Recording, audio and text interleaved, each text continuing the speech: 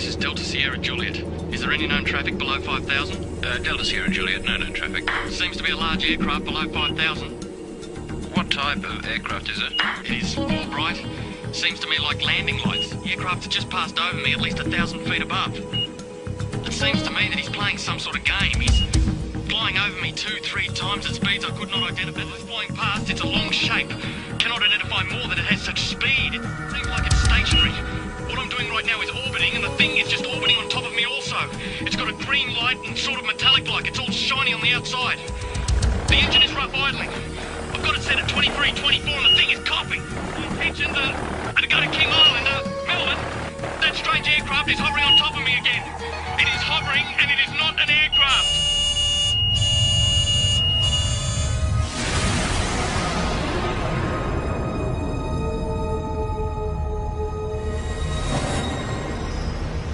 What you've just heard was a recreation of the final words spoken by pilot Fred Valentich before his plane disappeared over Bass Strait. Even though it's been 19 years since Fred disappeared, the mystery surrounding what happened to him still hasn't faded. He just vanished without trace, and his family believed he was taken by an unidentified flying object. Recent years has been an explosion of UFO sightings in Australia. Whenever you mention the topic, people seem to have their own theories and opinions, or even their own stories. It was orange like a sunset, and it was just spanning across the road. I can't move, man. Moving forward in time through the experience. Then this tall, dark being just appeared in front of the craft. I mean, it looks like a traditional, every day of the week, comic book flying saucer. They had large almond-shaped eyes, small bodies, legs and arms, and sort of grey in appearance. I think it's the first time in my life that I could identify of anybody telling me that they were scared they were going to die. Saying that this thing was only just down the bottom of his street. He could see it was out in the water. It was sucking up water. Yeah, I believe it's a UFO. There are between 400 and 500 reports a month of UFOs in this country. Now, obviously, a lot of them can be explained, but about 10% prove to be true mysteries. Tonight you'll hear from people who've had these experiences. They're just normal Australians who can't explain what they saw.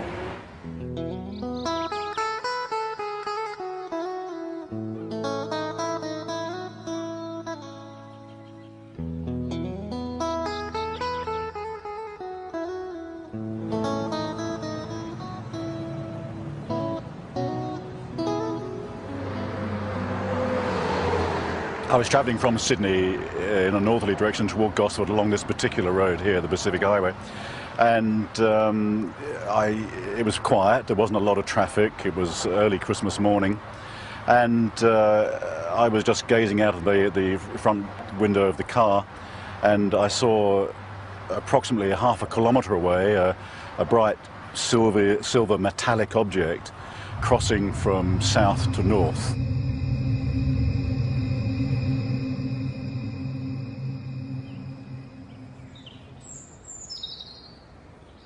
I stood here not believing my eyes, because where I sit I can see the open water, and I just couldn't believe that this thing could appear on the water.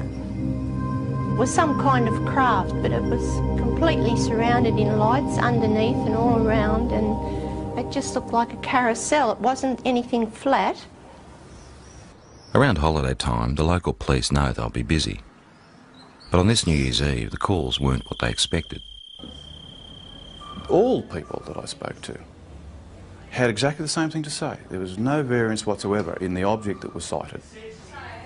It was a huge chrome, very shiny object in the shape of a ball. At the bottom of the ball was a number of huge white lights. This object looked like it was sucking up water.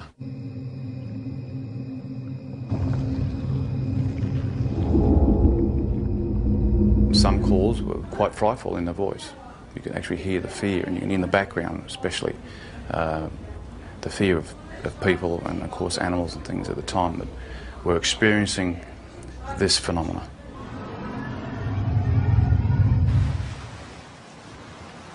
We're looking out above this headland here, and we're watching a bright light move in a strange fashion that you'll never see, or we never saw anyway.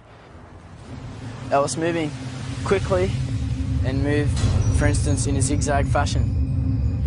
We were watching it for 10 to 15 minutes, move in this direction north, and we just saw this bright light, 15, 20 metres above our car. Just a bright light, emanating light towards our car. It was just awesome.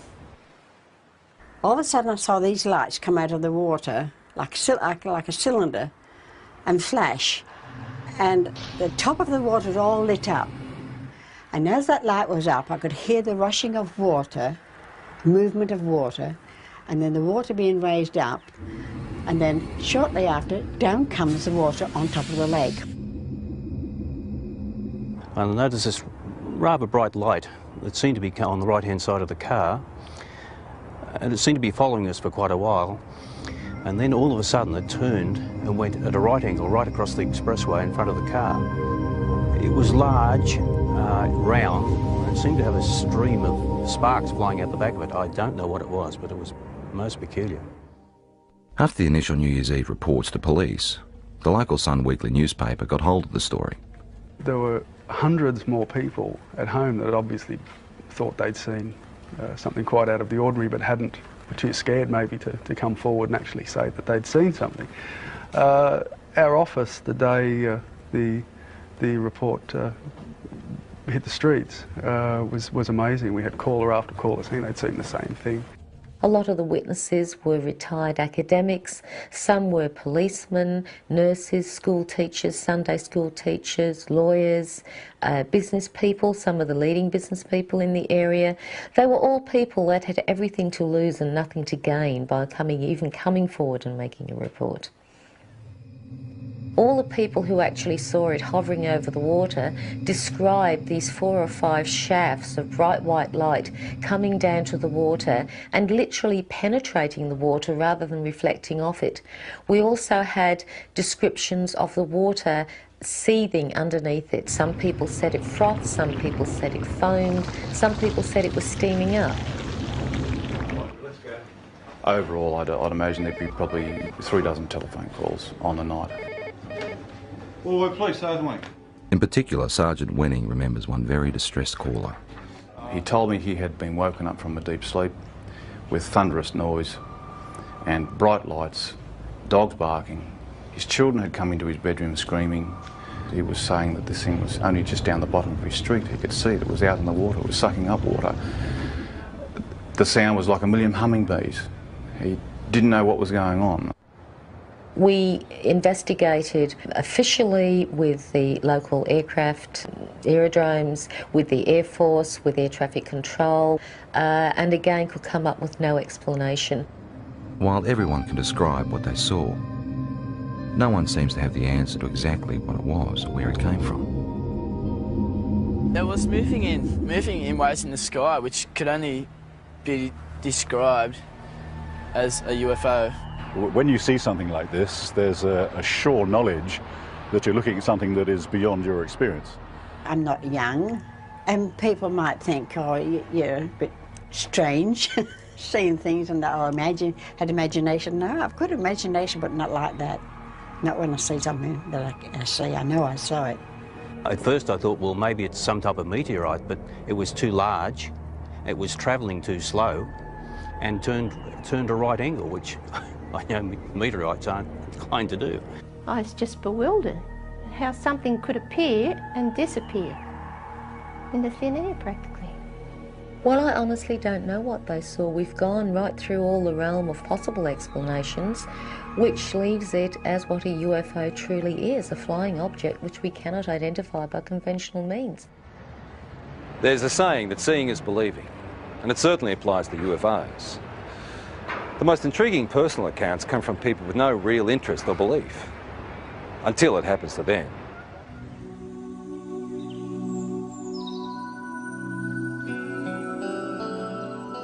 Before this happened to me, I can be honest, I could say that I was in that category of being naive. I didn't believe it. I didn't really believe it, because I had to see, it's like I would have to see it with my own eyes. Grace's experience starts in the early hours of the morning travelling home with 3 girlfriends. Victoria, who can't be identified, was one of the women in the back seat. It's when I got a bit further down the hill that I noticed on the right-hand side of me some long oblong-shaped lights. I didn't know what they were. I mean, I only sort of caught a glimpse of a bright orange light sort of shining through.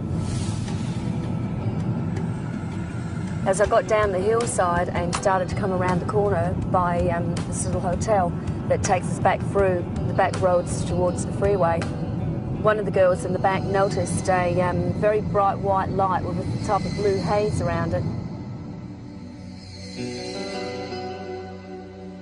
When the girls were sort of saying, oh, maybe, you know, like it's a UFO, and, you know, was sort of like just laughed it off and said, don't be so ridiculous. The women continued their trip, but further down the road, more lights appeared. I heard Victoria and one of the other girls in the back there, they were commenting on something that was behind us. They actually thought somebody was coming up behind us, like a truck or something, because it was moving fairly fast and very bright. It was just such a bright as blinding light. It was orange like a sunset, and it was just spanning across the road. I got really scared, and I said to Grace, quick, just step on it. Because I knew there was a town just a kilometre up the road.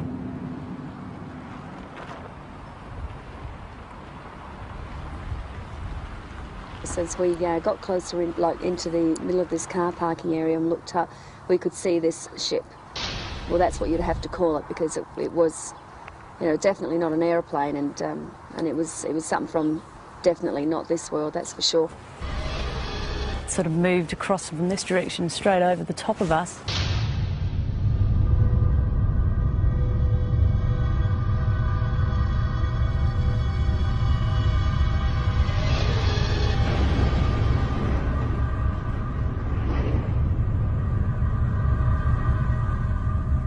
Sort of disappeared into a gully where we lost sight of it.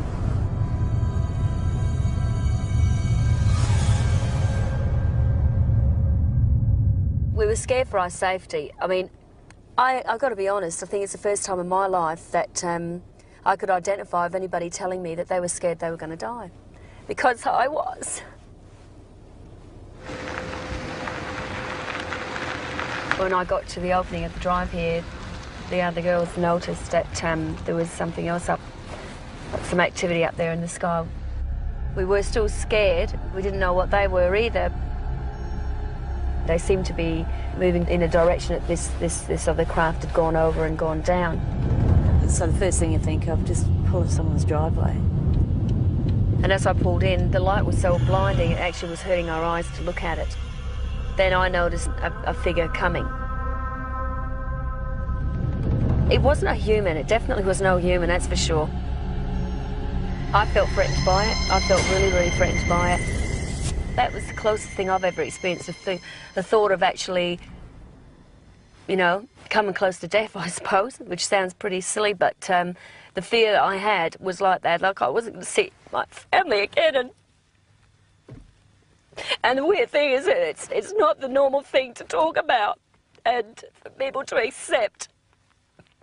But, you know, it's been 3 years now, and I still feel very distressed by it. In the weeks, I felt a lot of doubt with what happened to Grace.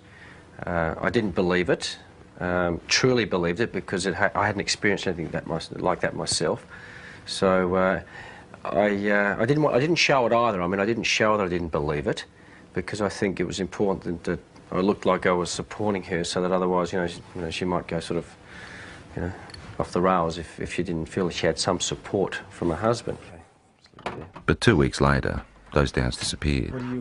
What's work? Late one night, they were both woken by their distressed 15-year-old son. He was dead set that he had presence in his room. You know, there was somebody in his room. And one thing that he kept saying at that time was that, can you hear that sound? And he kept pointing up to the ceiling. And we could hear this low drone sound. I knew then I'd heard that sound before. We got back into bed and I was laying there. And I thought, do I lie here and just let this thing go through and just, you know, try and wipe it off as another bad experience, or do I actually get up and look, and if it is what I think it is, then maybe my husband will be able to see for the first time and he will believe. I just couldn't believe what I was seeing. When you see an object that's just sort of floating through the air, right, at slow pace, and you think to yourself, oh my God, it struck me as, you know, being awesome, and just something unbelievable. It was a relief that he was able to see this thing, and all I kept saying was that was the thing that was there the night when I was with the others. Certainly by its nature, by the way, characteristics of the way it just hovered across the house at a slow pace, yeah, no, nothing man-made. Not from this country, not from this earth, I should say. So you want me Even though Grace and her husband ended up experiencing the same craft, their ways of coping with it differ. You either accept it or you don't accept it, and I tend to say now, after I've seen it with my own eyes, I accept it, but I don't, you know, harp on about it and talk about it, and if it's just one of those things you try and leave as a part of your life that's happened, and let's get on with things, let's move on from here, you see. And that's how I sort of try and treat it, rather than try and find an explanation as to what it is. Yeah, I really don't have a theory yet. It's basically, it's more the fear. Again, I don't know why, because I'm still here and I am healthy, you know, I mean, but the fact is it's just a worry because you don't know. You just don't know. What do you reckon it is? Got no idea.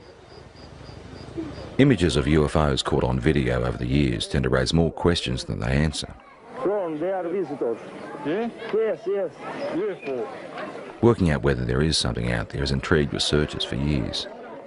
And there's no doubt that there is a physical dimension to this UFO phenomenon, and it appears to involve some form of technology, and many cases certainly suggest that we're dealing with an exotic technology that might be something certainly foreign to our environment. When a Melbourne photographer saw images like these, he was interested enough to go on standby to try and capture on film whatever was buzzing the sky over Narre Warren in June 1996.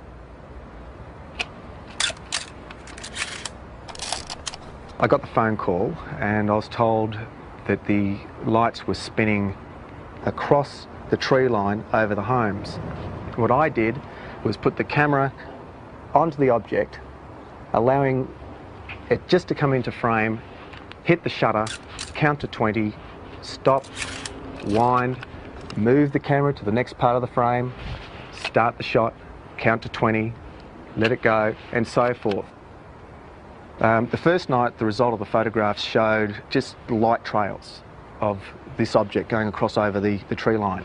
The second night, with higher speed film and the higher magnification lens, is where we actually captured the shot of the disc. This thing was, the only way to explain it was moving across the air like ice on a hot plate, very, very smooth. Later in the program, Doug's photos will be studied by an independent expert. Well, it was flying, it's unidentified, and it was definitely an object. What it will be, and I hope with the analysis will prove me right. But yeah, I believe it's a UFO. In the UFO community, the term hypnotherapy is like a buzzword. It's the thing to try if you feel you have secrets of the past to unlock. While mainstream medicine doesn't necessarily recognise it, people who've had UFO encounters believe it helps.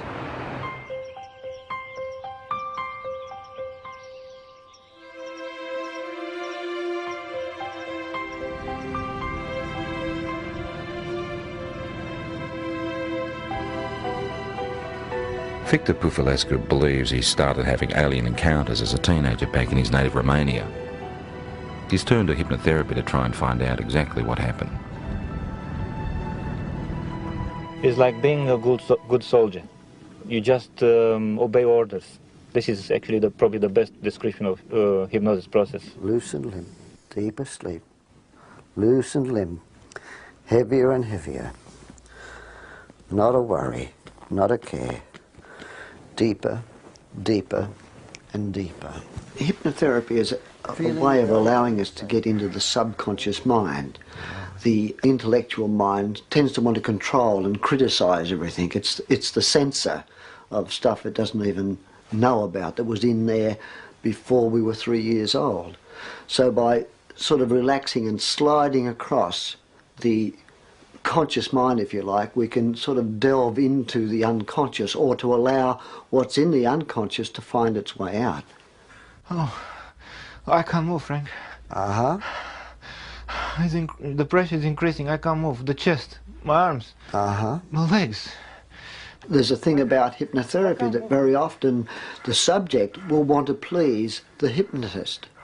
So you have to look at that. But the thing is that you can see that when a person is reliving an experience, that it's pretty easy to see whether that's faked or not. Moving forward in time. My legs. Moving forward My in feet. time. Moving forward in time through the experience. The pain is inside of my elbow. Thanks. Who are you saying thanks to? Them. Can you ask them what they're doing? No. It's a test. That's a test. I just know it's a test. They keep me telling be calm. They're telling you to be calm. Yeah. Very often the people are quite disturbed about dreams they're having or things they've imagined happen to them. And they often come out of this saying, I'm pleased I'm not crazy, or I'm not mad, or I'm not imagining this. It does give you some answers, but also creates thousands more. And this is probably the trickiest part. I'm never happy with the answer which I'm getting, and I want more and more and more.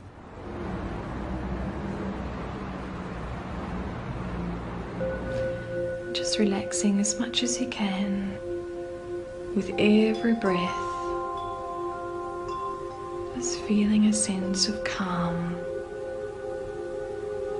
From 1992, there was a very strong correlation with awakening psychically and with my healing work to having these experiences. Elizabeth Robinson is a spiritual healer and therapist who says she's been having extraterrestrial experiences since childhood, but is only now starting to accept them. I mean, when they started with me, I thought, my God, this is bizarre. You know, this is crazy. This is in the realm of science fiction. But I know now I've had to work through that and struggle with it, and I've denied it like hell for 5 years. And I can't deny it anymore. Elizabeth says she started seeing creatures like these around her home in Perth in 1992. There were 3 beings standing there. They had large shaped heads, bigger at the top to chin at the bottom, large almond-shaped eyes, small bodies, legs and arms, and sort of grey in appearance. But they looked at me with a sense of intent and intelligence. Soon after, Elizabeth's daughter talked of being visited by a lady during the night. Elizabeth believes it was one of the same beings. And I looked down on the desk, and here was a drawing of this being, this same being that I had seen. And I said to Jessica, who did that? Because I knew that at 2.5, her drawings were scribble drawings. And she said, oh, that's the lady. I tried to rationalise it, but I knew that I wasn't imagining this stuff. You know, there was something in me that told me that there was more to these experiences. They're looking at me again. Elizabeth then turned to hypnotherapy to try and uncover what she couldn't understand. This session was recorded last year with visiting American UFO researcher John Carpenter. I don't want to give the baby up. What seems to have come up in hypnosis is that I've had children taken from me, babies taken from me that are growing up on crafts. And this is just absolutely bizarre, you know, talking about this. I mean, you talk about this, but, you know, at first you struggle with it. I mean, you can't fully comprehend this, but what I could comprehend was the emotion around it. I know what they're doing. They say it's time. they tell me with their mind. The emotions are so real, they're raw, you know, the grief is there, the terror is something like I've never felt before. They're just doing what they're doing. What are they doing? They're getting the equipment ready. Part of the reason why they're involved here on Earth is to help us awaken, but there seems to be some sort of reciprocal type of arrangement whereby, you know, they're coming to Earth and they're creating a new race of beings, or creating some sort of hybrid race of beings. I used to think, okay, I'm dreaming, until I used to be able to get up, go to the bathroom, make a cup of tea, come back, sit down, they'd still be waiting for me. And I think, oh. Elizabeth and colleague Mary Rodwell now run a support group in Perth for people who've had alien experiences. And this is what I mean, my business is emotional trauma. That's why I'm here. And I won't deal with fantasy. I can't deal with fantasy. So it's about emotional trauma. These people are stressed quite desperately with fear and anxiety about a lot of things that they only have a vague idea often about, but often is because they've remembered being taken. I went 3 months with barely any sleep. If you remember, I told you about 11 or 12 weeks, barely any sleep. Most of them just want to live an ordinary life. They don't want this to happen. So for them to have the chance to at least talk about it and release all the anxiety and fear around that as much as they can around talking about it, it seems that through that there is real healing. For me, I became very frightened that I would be labelled crazy or, you know, hallucinate, whatever it was, and that I couldn't have somebody to relate this experience to that would honour my experience. Have either Elizabeth has always kept journals about her experiences, which she is now using to write a book. I saw a grey being appear, white-grey colour. In the dream, I was searching for my son, even though the child dream of trying to run away from several grey beings, but as fast as I ran or wherever I really don't expect someone to be able to say, absolutely, you know, this is real, because, you know, you always doubt yourself, but you know that it's real, and you have to come to some point and stop denying it, and that's what I'm starting to do. Sorting out the facts surrounding UFOs can be tough, unless of course there's something that science can put to the test.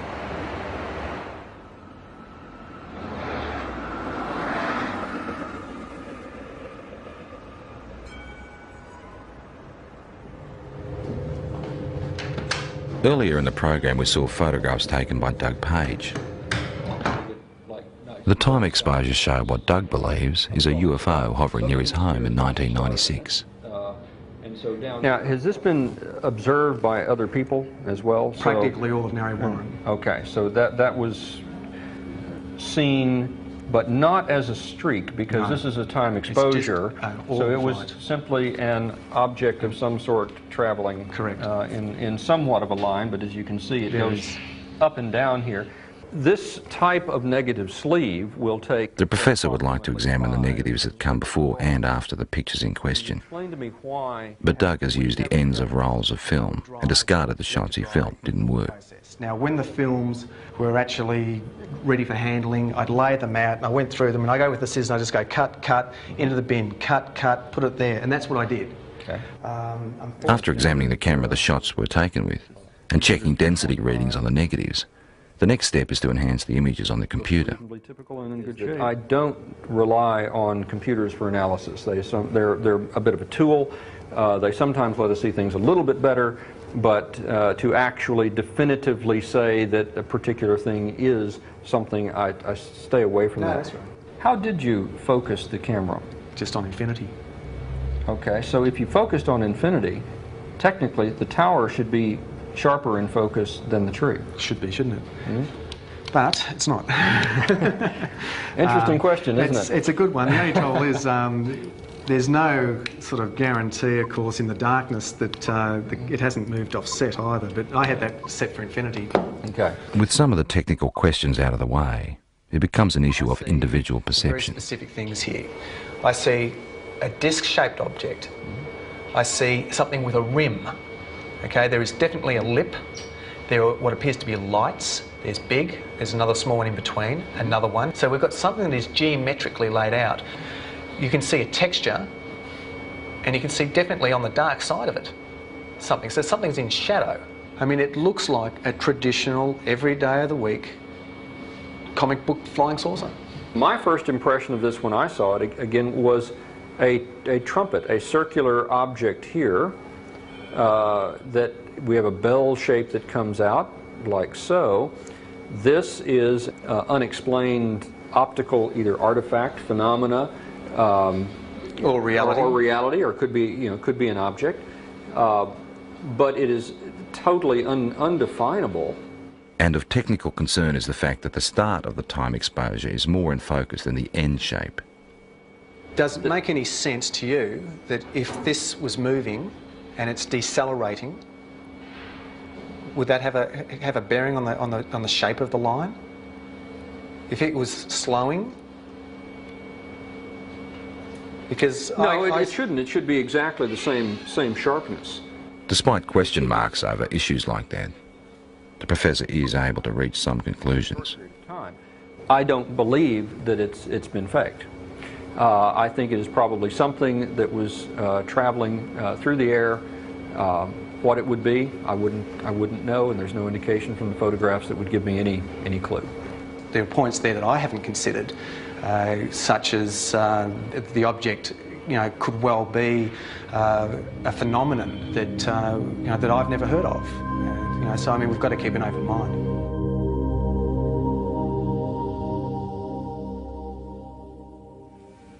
I don't know, maybe between 6 and 8, I would assume. Okay.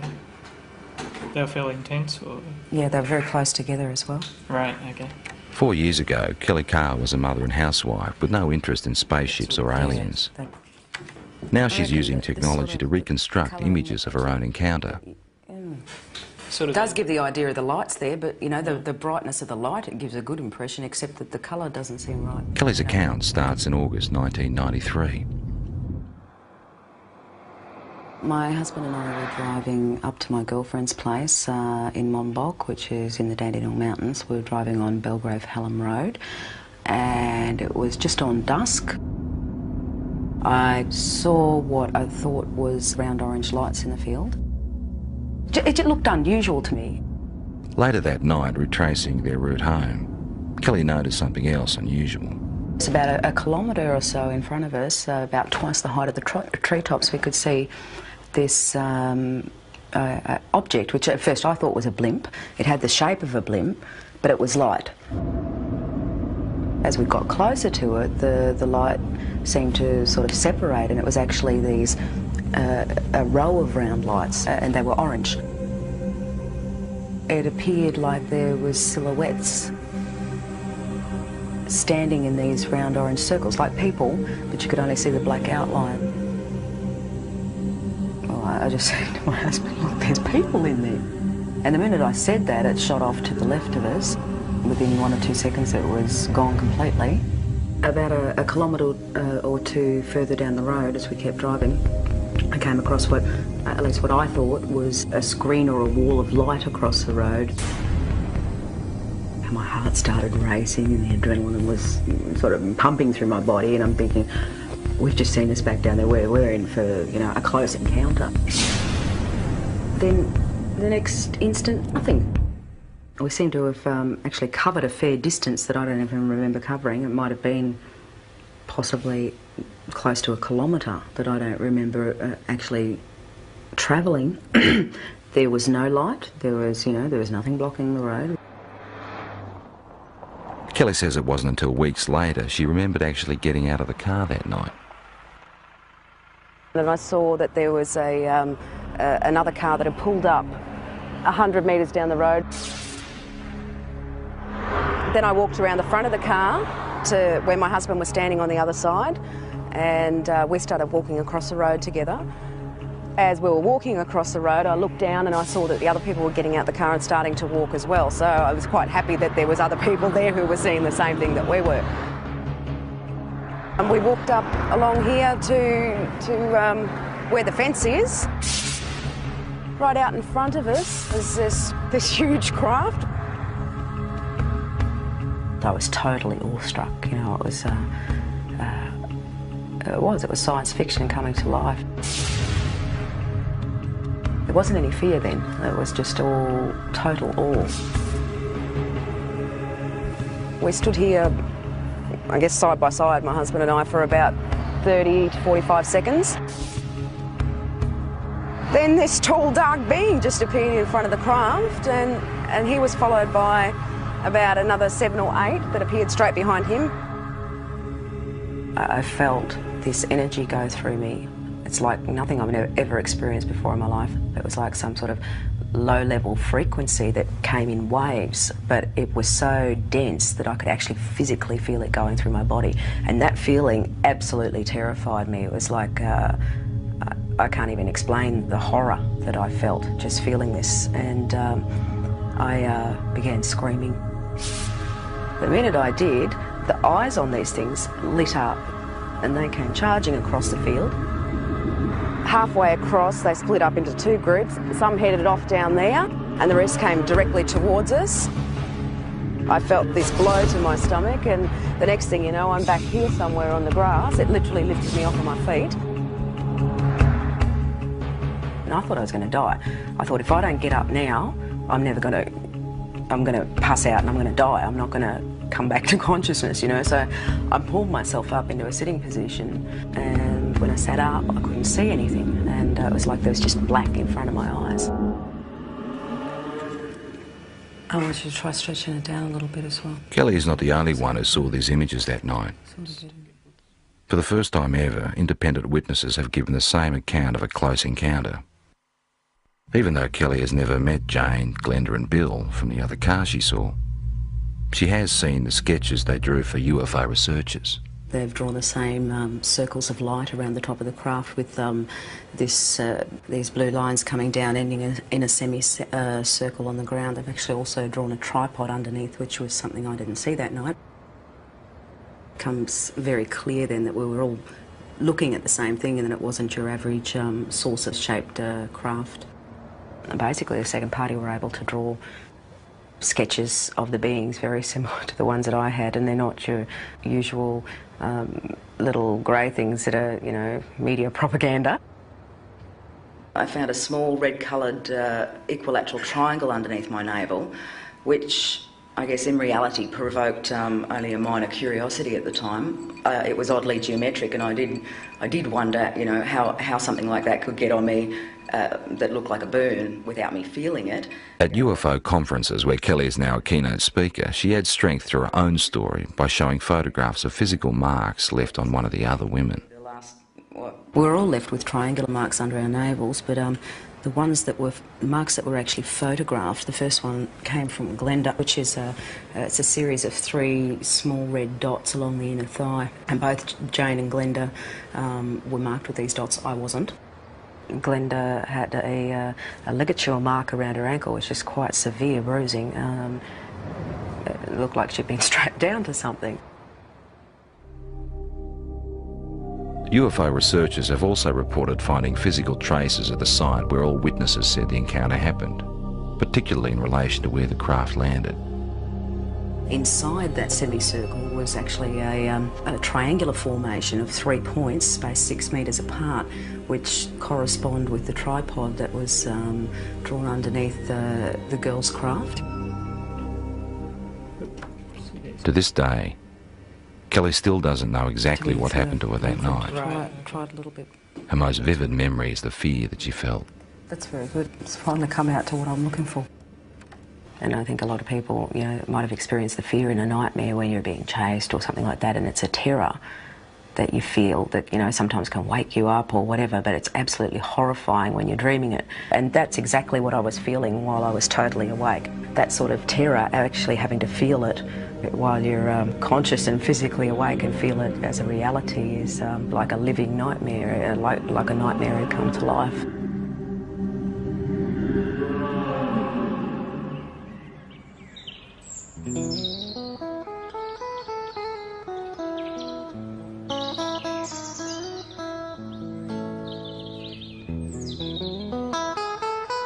We've moved out onto 138 acres.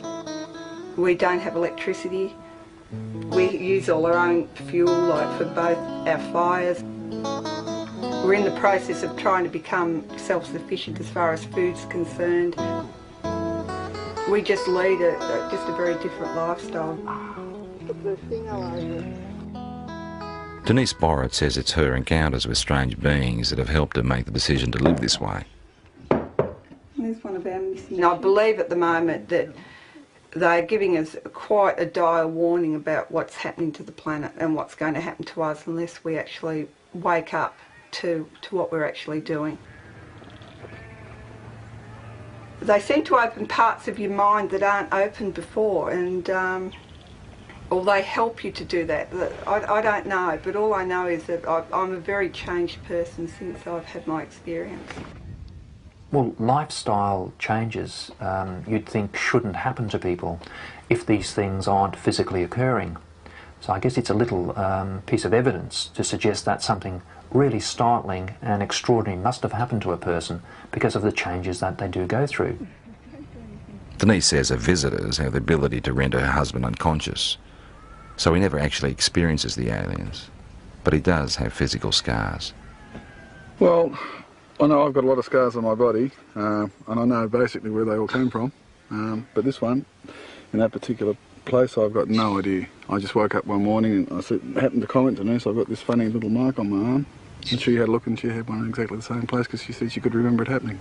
And I can actually remember them cutting it. I can remember it was like a little spatula or whatever. But again, there was no pain or anything, and the next day mine had completely healed up, whereas Les's had actually scarred. And I thought, well, they're in identical spots and they're identical size, so obviously something was going on. People who've had multiple abduction experiences very often get very concerned about the environment. They get very concerned about healthy lifestyles. They get very interested in the possibility of life elsewhere. They get very interested in promoting the message that there's something actually going on.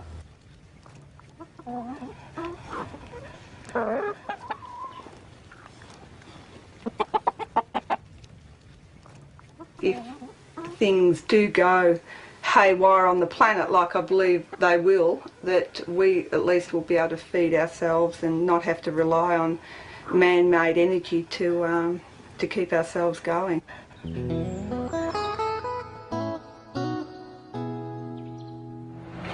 It's pretty obvious that the people that had these experiences are convinced there's more to what's out there than most of us realise. They're also the first to admit that their stories could be hard to accept. All they want us to do is be prepared to listen. I suppose people got to make their own minds up, but we can honestly say that what happened, happened, and there's no doubt about that. Perhaps they're extraterrestrial, we don't know. Perhaps it's military experimentation. Perhaps there's new things in this earth that we don't know about. I don't know what they are. I know what happened to me, but I don't know anything about them. Well, I'd have to say that the evidence seems to be fairly compelling, that we seem to have some sort of alien life form just in what it is. You've got to keep an open mind. And since I've accepted it, I think I've really started to see it's not really bad. There's a lot of good in what they're actually doing. And it's like they're saying to us, you know, human beings can do so much more. We have these wonderful capacities to heal and to heal each other and to understand ourselves so much more. And we're not yet. Where they come from, I honestly don't know. I would hope that before I die, one day I find out.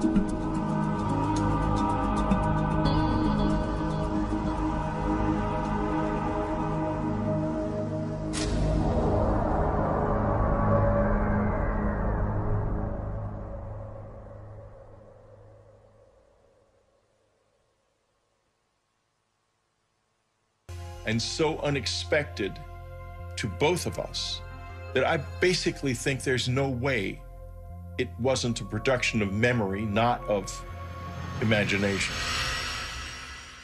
Do you want to stop?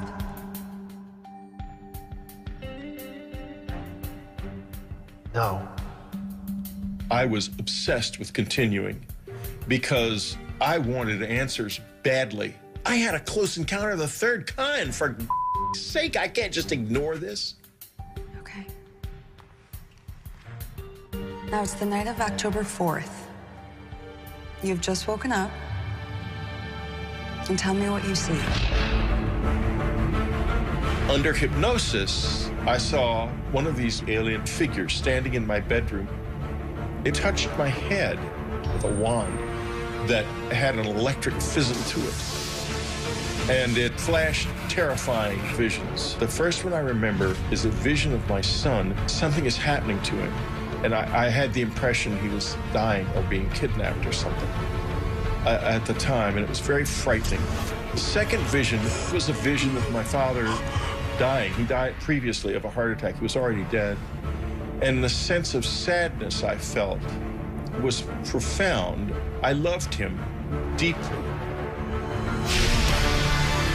There was a third vision involved, an apocalyptic vision, the end of the world, and of everything being destroyed, either in a nuclear war or a natural catastrophe of some kind that looked like a war. I remember the sense of despair and helplessness that it brought me.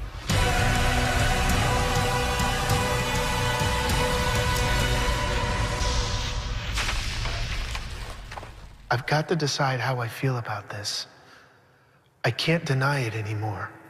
When I began to gather myself together, I had met by this time other people who had had similar experiences. I began to ask myself, what did they want from me? I speculated about whether or not what seemed like a psychic attack could have been warnings. I have remembered more and more not only the vision of the apocalypse, but other warnings and consistent warnings, not only to me, but across the whole community of people who have had this experience. A lot of them get the same warnings, that we're in trouble, that our environment is in trouble. So I'm not alone in that. And that has become a really central feature of my current life.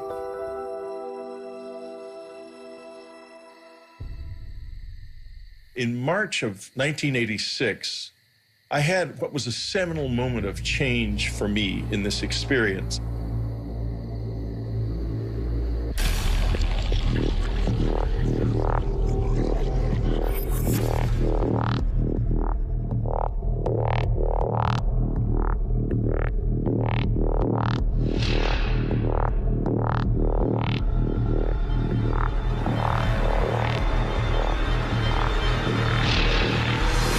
Oh, God.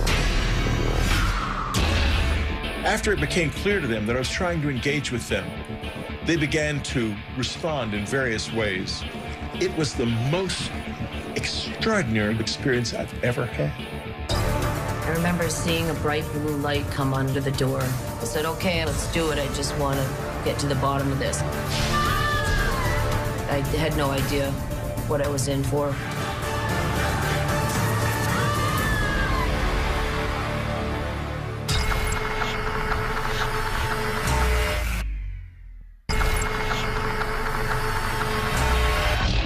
In March of 1986, I had what was a seminal moment of change for me in this experience.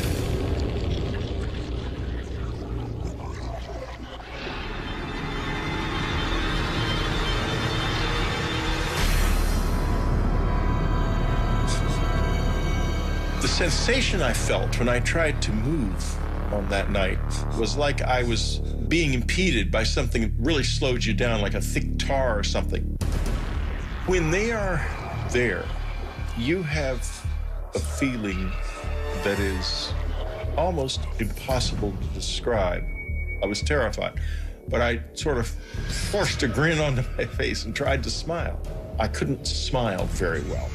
I wanted to try to show them that I was not dangerous, that I was something that I wanted to know more. And there was a change then.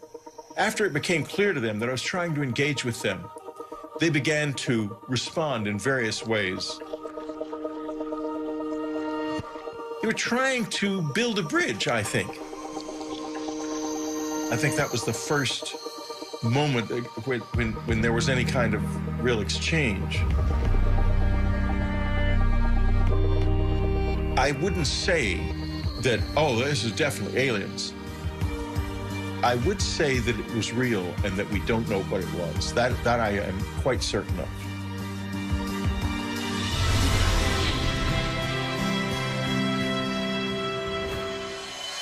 The public reaction to my book Communion was very complex. Literally, as soon as the book was published, letters that week, literally the week of publication, letters started coming. You got more letters.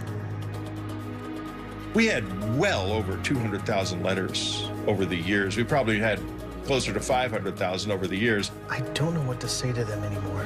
I don't have all the answers. Maybe just understanding the questions is enough.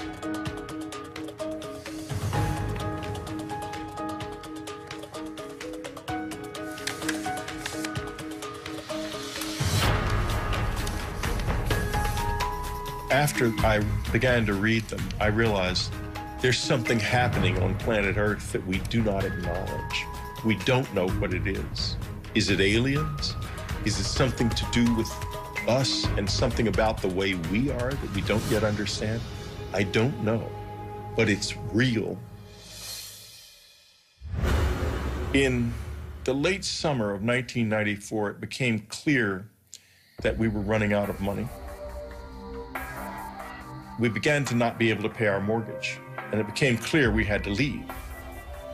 And so, at the same time, though, that this was happening, I was having one of the peak experiences of the whole thing.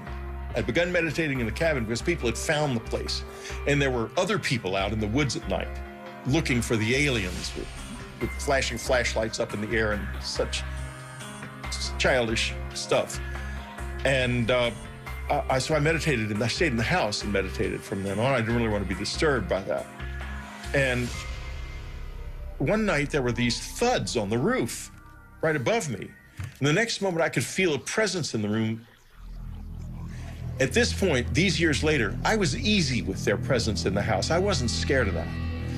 And I finally said, I want to see you as you really are. And I didn't see anything. And so I said, well, this is it. I'm leaving this room now, and I'm leaving it forever. I will never return to it, because tomorrow we leave, and we're leaving forever.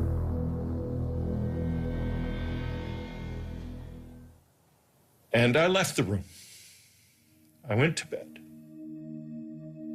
I lay in the bed, still hoping something would happen.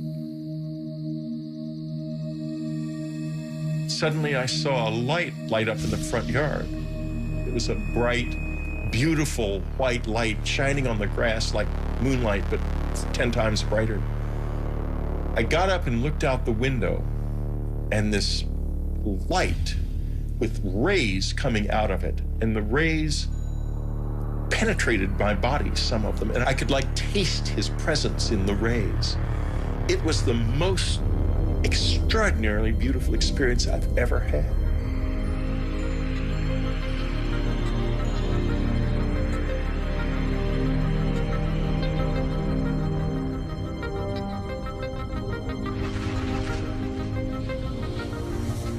The next morning, we left the cabin, and the experiences have never been like that since.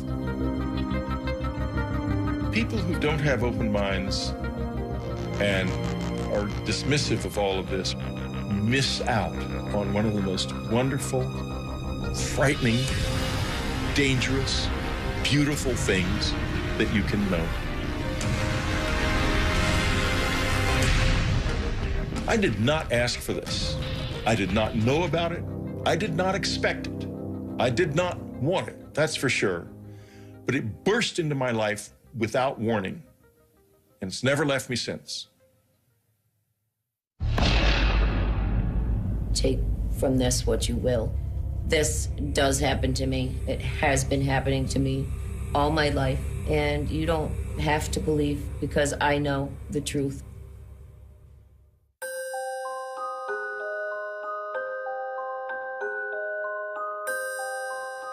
My earliest memories of being abducted by aliens were when I was very young, 5, 6 years old.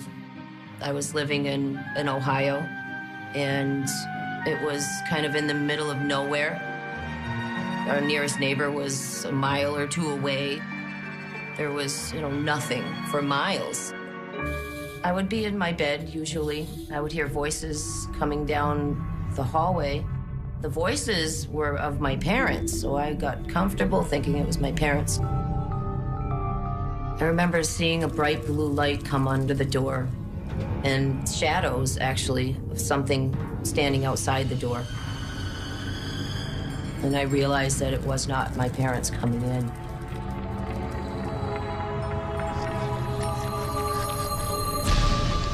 When they got close, I'd see those black almond-shaped eyes just staring right at me.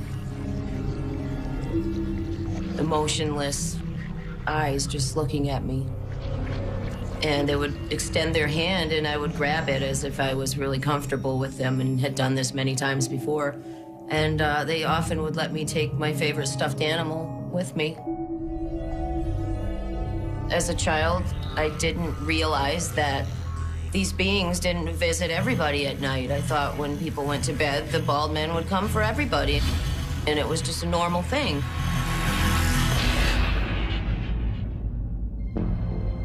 I decided I would, draw them and write down things that I could remember. I was always into art, so I really started to try to draw them as best as I could. Hey, sweetie. Hi, Mom. What are you drawing? The bald men. What bald men? They're my friends. They come visit me at night. It didn't start to get uncomfortable until I started talking about the bald men to other people, whether it be classmates or family members, and they just said that it's not real, there's no such thing, you're just dreaming. It was very frustrating being told that this wasn't happening when I knew it was. Okay, Audrey, I need you to relax.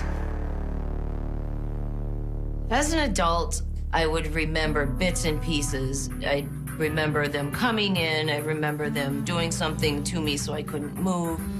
I remember them bringing me somewhere else and being other places.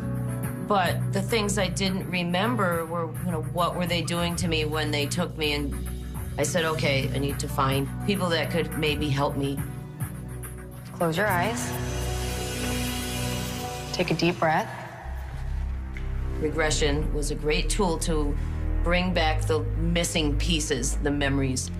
We're gonna focus on a room. Didn't even think about it, didn't get educated on it, said, okay, I'm gonna get hypnotized, let's do it. I just wanna get to the bottom of this. It's a basement. You're gonna walk down the stairs. And in the back of my mind, I'm thinking, this isn't gonna work. Those memories are gone. I'm never gonna remember what's happening. I didn't know anything about it. I had no idea what I was in for. 3, 2, 1. Audrey, tell me what you see. Tell me what you see. What you see.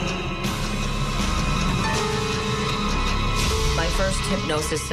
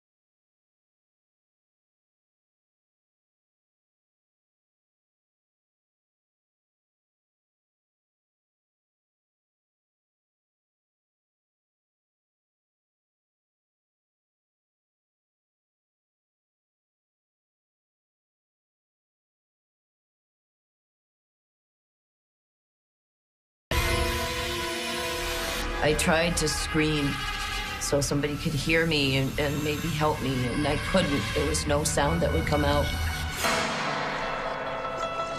For some reason, I started to like say, I'm gonna fight this. I'm not letting them take me.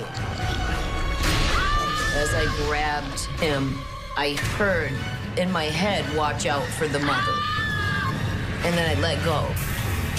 I felt something stick me, and it was a burning sensation instantly, to a point where if I moved any muscle, it was like my whole body was on fire. It's weird because they kind of position you the way they want, almost like they can do it with their mind. Once you can't move, they can move you. So as I was levitated off the bed, and I could feel myself moving straight ahead, and I knew straight ahead my dresser was there with a mirror, and it's backed up against the wall. I realized that I was going right through it, and I could see my feet go right through the mirror. I realized that I'm outside, and it was really, really bright. I looked up, and I saw the ship lights. And they started to lift me towards this just enormous craft above my house. It was terrifying, confusing, you know, surreal. Like, this can't be happening to me. And I went close to the ship.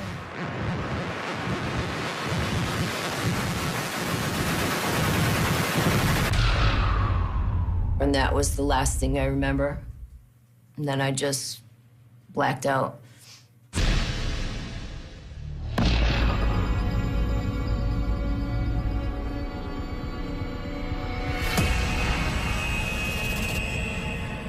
All of a sudden, I was awake and aware. I noticed a man walking around me, and I looked at him, and he looked at me. He's felt familiar to me for some reason. He touched me and was no longer a man. At this point, I asked it, and when I say asked, it's completely telepathic. And you somehow know who it's coming from, and even if there's a group of them. Finally, I asked, you know, after all these years, why are you doing this to me? And he said that they were working on altering my DNA. When he was talking to me, he actually cared. And that was a feeling that was really confusing because, of course, you know, if you care, why do you abuse me? If you care, why are you doing this? But then I got to ask him, and he said what he was doing. This was like a breakthrough. I got to talk to him, and you know, it's been years. It's almost like that first question that I got to ask was just the beginning. There was a machine. It was strange looking, but I knew it was some kind of a clock.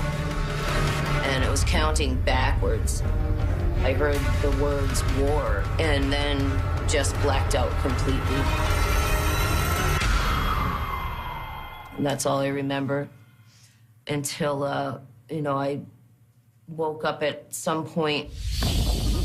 I don't know how long it was, but I regained consciousness. I'm still on the table. And they're doing something to me. They had a machine that actually physically came and removed my eye. And when they pulled the eye out, I noticed that there was something coming to where my eye had been into the socket.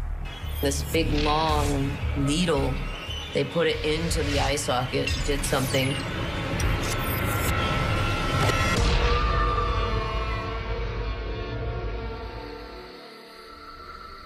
The next thing I recall after seeing my eye getting removed was just being back in my room. The whole time I'm coming out of whatever they do to me, I would remember bits and pieces.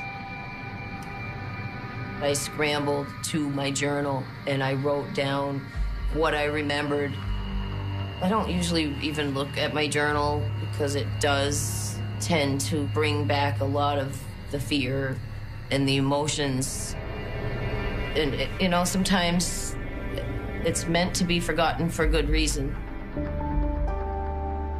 Years later, I started to have physical problems from it and actually had to, you know, undergo various surgeries because of unexplained scarring in my tubes and ovaries and uterus. There was just, you know, the doctors didn't know what it was from. There's just scarring in there. I never told the doctors what I knew it was from. It's not something that you can say, all right, hey doc, you know, this is what's going on, especially back then.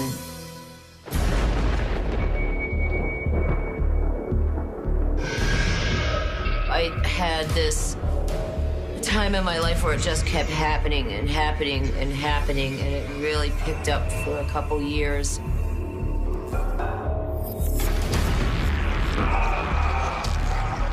This encounter started as it always does. When I woke up, there was one of the Greys standing at the foot of my bed, and I saw him there, and then just blacked out completely.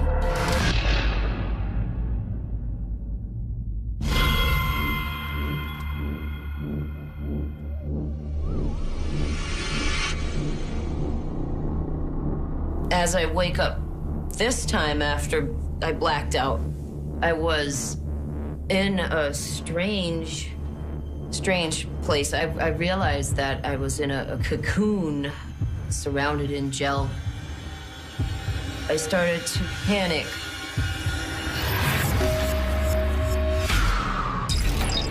One of the Greys realized I was awake, hurried over to me.